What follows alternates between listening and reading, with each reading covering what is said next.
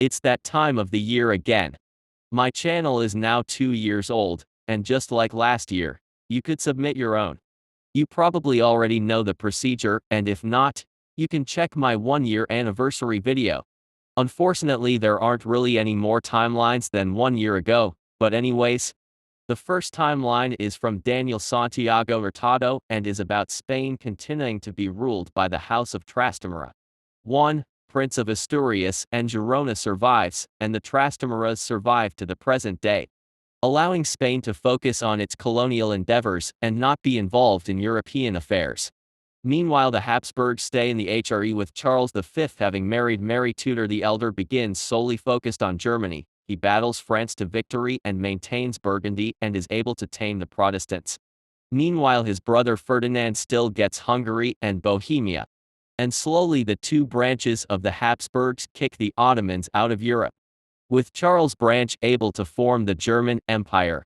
Arthur Tudor survives and England remains Catholic, allied with the WHO in Spain against France.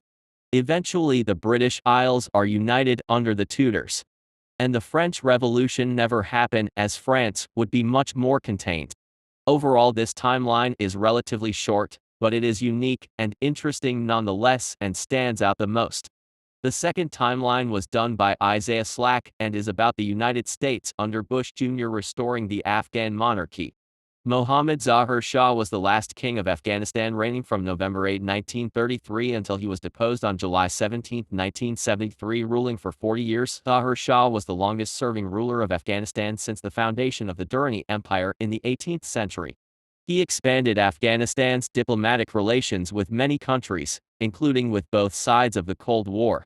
In the 1950s, Zahir Shah began modernizing the country, culminating in the creation of a new constitution and a constitutional monarchy system. Demonstrating nonpartisanism, his long reign was marked by peace in the country, which was lost afterwards with the onset of the Afghan conflict. On April 18, 2002, at the age of 87 and 4 months after the end of Taliban rule, Zahir Shah returned to Afghanistan, flown in on an Italian military plane and welcomed at Kabul's airport by Hamid Karzai and other officials.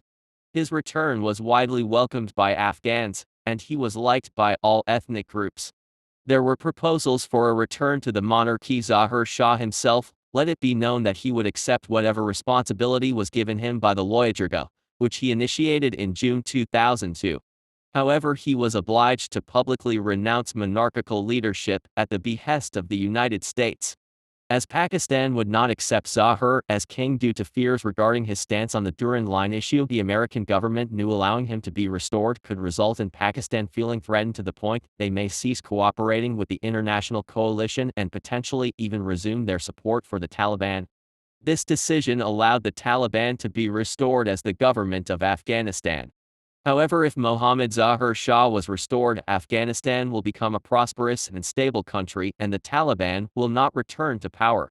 This too is unique and about a niche topic, albeit with the alternate history part coming out short in favor of the historical context. The third timeline was created by Frederick the Great and is about Hungary joining the Entente. Hungary didn't really want to join World War I at the beginning and only agreed to under certain conditions, like not annexing any Serbian land. Later in Triennial, Hungary would lose 3/4 of its territories to Czechoslovakia, Romania, Yugoslavia, and even Austria. In this timeline, as the war seems to turn against the Central Powers, Hungary formally declares independence and joins the Entente. The Austrian forces in Serbia and Albania would be trapped and would have to surrender to the Allies. Hungary would meanwhile send its forces to the nearby Vienna and force Austria to capitulate. Soon later, the rest of the Central Powers would also have to surrender. The treaties of Versailles, Neuville and Sevres are probably largely the same. In St. Germain and Laye, Austria wouldn't lose Slovenia to Yugoslavia, but instead the area would be split between Italy and Austria. Hungary, being a part of the Allies, wouldn't have to give up any land. Hungary would be in the Little Entente with Romania, which only got Bukovina and Bessarabia, Serbia, which only got Bosnia and Dalmatia, and Czechia, which didn't get Slovakia. The First Hungarian Republic could still exist, and Hungary could be a shining example of European democracy. In Italy and Germany, Mussolini and Hitler still center power around themselves, and Germany starts to be more aggressive. After the fall of Austria, Germany would claim the Sudetenland and Burgenland from Czechia and Hungary, and shortly thereafter the West throws their allies under the bus and gives Germany everything they asked for. Germany still turns Czechia into Bohemia and Moravia and sponsors a coup by the Nazist Arrow Cross Party under Ferenc Szálasi in Hungary in 1940, similar to Romania. Both still join the Axis. In World War II, Hungary would get liberated by the Soviet Union, but thanks to Yugoslav partisans' control in the south, there were forces to give Yugoslavia Croatia Slavonia. Hungary would then become a Soviet satellite like in our own timeline.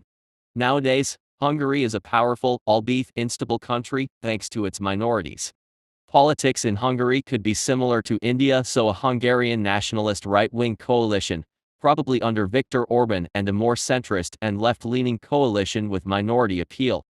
The last timeline was done by Buster and is about Hitler dying early. In 1944, as the Third Reich faced collapse, a cover cabinet assumed power following Hitler's natural death. Realizing defeat, they sought surrender to the Western Allies, offering terms that included abandoning Japan, relinquishing occupied territories like Alsace-Lorraine, releasing Poland, and accepting strict occupation. Initially rejected by British and French exiles, American persuasion led to acceptance, ending Western Axis resistance. Meanwhile, the Soviets, outraged by the secret deal, launched offensives halted in Ukraine, Belarus, and the Baltics. Post-war agreements saw Petain's fall, Italy's reunification under the Italian Social Republic, and new dictatorships in Germany and Poland. Despite Soviet anger and failed offensives, peace followed, with the Baltics defiant against USSR demands, prompting a crisis and plans for a strategic response.